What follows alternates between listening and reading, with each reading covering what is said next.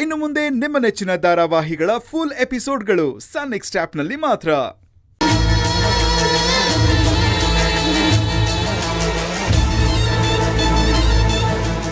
ನಾನು ಏನ್ ಹೇಳ್ತಾ ಇದ್ದೀನಿ, ನೀವೇನ್ ಮಾಡ್ತಾ ಇದ್ದೀರಾ? ನಾನು ಇಷ್ಟೊಂದು ಟೆನ್ಷನ್ ಅಲ್ಲಿ ಕೇಳ್ತಾ ಇದ್ರೆ ನೀವು ಬಿಸ್ಕೆಟ್ ತಿಂತಾ ಇದ್ದೀರಾ?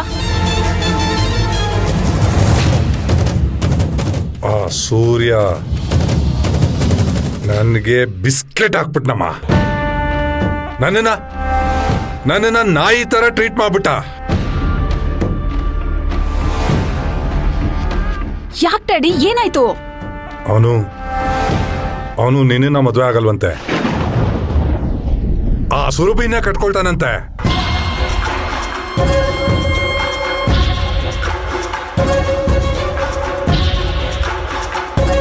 ಅವನೇನು ಅವನ ಯೋಗ್ಯತೆ ಏನು ಅಂತ ಹೇಳ್ಬೇಕಾಗಿತ್ತು. ಕೂಲಿಗೆ ಬಂದವನು ನಿನ್ ಮಾತಿಗೆ ಬೆಲೆ ಕೊಡಲ್ಲ ಅಂದ್ರೆ ಏನ್ ಅರ್ಥ?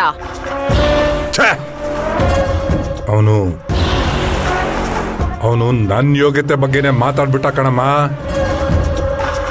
ನಾನ್ ಆಸ್ತಿ ಹೊಡೆಯೋದಕ್ಕೆ ಅವನನ್ನ ಪ್ಲಾಟ್ ಮಾಡಿದೆ ಅಂತ ಹೇಳ್ಬಿಟ್ಟ.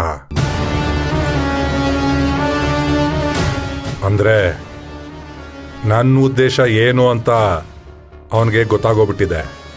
ಪ್ರಪಂಚನೇ ದುಡ್ಡಿಂದೆ ಬಿದ್ದಿದೆ, ಅದ್ರಲ್ಲೇನ್ ತಪ್ಪು? ಅವನೇನ್ ಬಿಟ್ಟೆ ಕೆಲಸ ಮಾಡ್ತಾ ಇಲ್ಲ.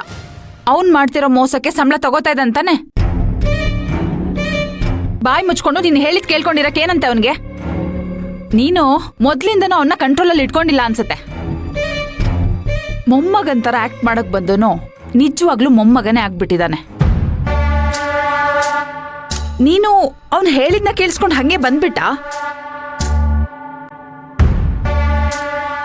ಅವನ್ ಬಂಡವಾಳನೆಲ್ಲ ಬಯಲ್ ಮಾಡ್ತೀನಿ ಅಂತ ಬ್ಲಾಕ್ ಮೇಲ್ ಮಾಡಿದ್ರೆ ಅವನು ಚಾಣಾಕ್ಷ.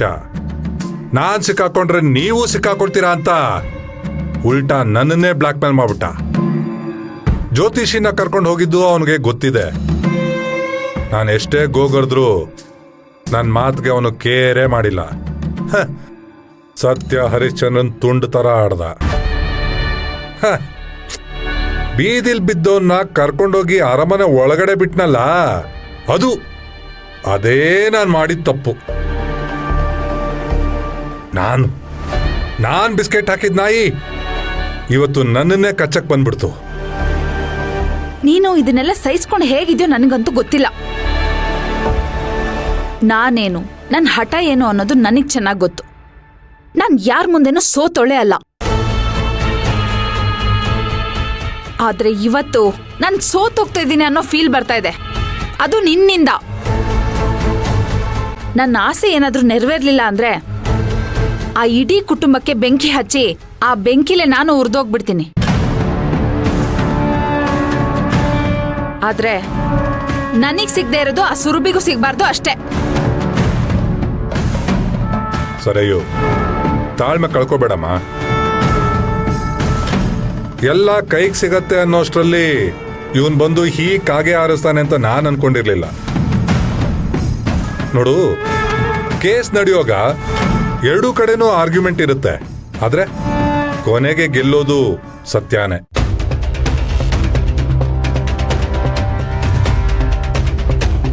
ಈಗ ಅವನು ಏನು ಬೇಡ ಅಂತಿದ್ದಾನೋ ನಾನದನ್ನ ಮಾಡಿ ಪಡ್ಕೋತೀನಿ.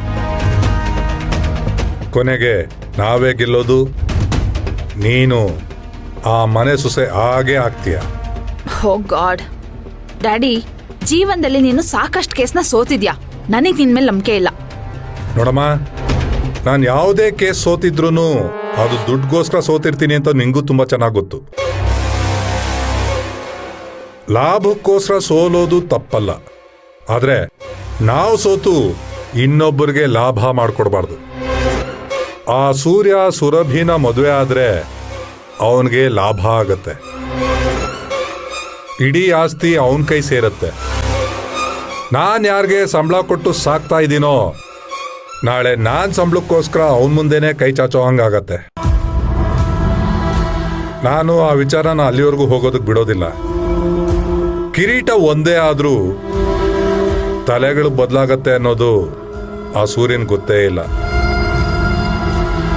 ನೋಡಮ್ಮ, ಇದು ನಿನ್ ಜೀವನದ ಪ್ರಶ್ನೆ. ಎಂತೆಂಥವ್ರ ಲೈಫನ್ನು ಸೆಟ್ಲ್ ಮಾಡ್ರು ನನಗೆ ನನ್ನ ಮಗಳ ಲೈಫ್ನ ಸೆಟ್ಲ್ ಮಾಡೋದು ಗೊತ್ತಿಲ್ವಾ? ನಾನು ಯಾವತ್ತೂ ಸೋಲೋದಿಲ್ಲ, ನಿನ್ನನ್ನು ಸೋಲೋದಕ್ಕೆ ಬಿಡೋದಿಲ್ಲ. ನಾನು ಈಗಾಗಲೇ ಒಂದು ಲೆಕ್ಕಾಚಾರ ಹಾಕಿ ಮಾಡಿಟ್ಟಿದ್ದೀನಿ. ನಿನ್ನ ಮನೆಗೆ ಸೊಸೆ ಮಾಡೋದಂತೂ ಗ್ಯಾರಂಟಿ. ಸರಿಯೂ, ಡಾಕ್ಟರ್ನ ಎದುರಾಕೊಂಡ್ರೆ ಜೀವಕ್ಕೆ ಅಪಾಯ, ಈ ಲಾಯರ್ನ ಎದುರಾಕೊಂಡ್ರೆ ಜೀವನಕ್ಕೆ ಅಪಾಯ ಅನ್ನೋದನ್ನ ಆ ಸೂರ್ಯನಿಗೆ ತೋರಿಸ್ತೀನಿ.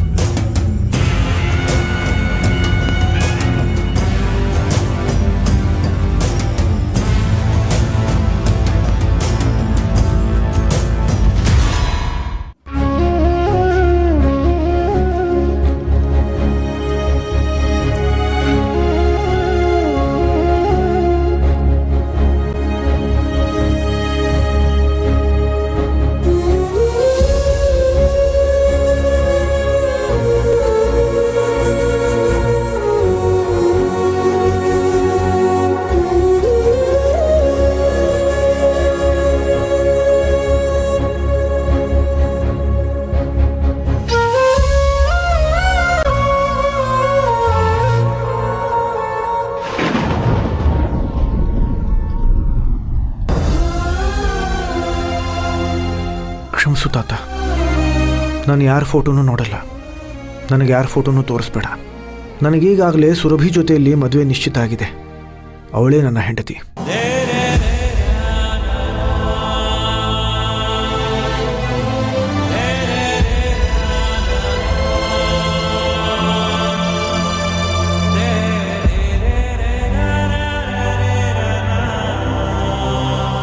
ತಾತ, ನಿದ್ದೆ ಬರ್ತಿಲ್ವಾ? ಹೇಗೆ